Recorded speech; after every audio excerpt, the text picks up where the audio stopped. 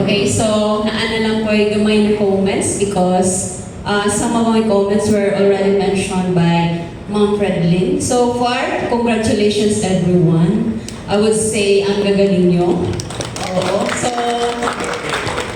I commend everyone because during my time, ay ana pa ako ang kamot. Katong ako ang mag-perform sa mga OPB. So, sa inyong group, so far, mga confident, most of you are very confident in your mga position titles. And of course, nakita na mo na katong mga process and sequence sa OPB was followed. And the ICs has command presence. Oo.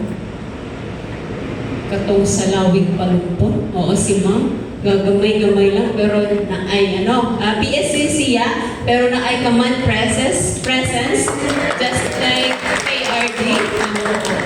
So, tanan naman ang mga IC na ay command presence. So, ready na mo para sa ICS level 2. Ang gagaling. And of course, kanina na-mention ni Ma'am Fredlyn na always mention the schedule of the next operational period, including the location of the next OPP. Okay?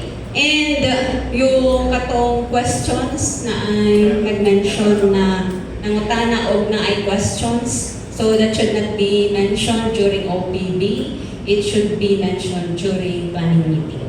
Ayun. So far, so good. Congratulations everyone. Si Jen is na po ang magsabi sa akin.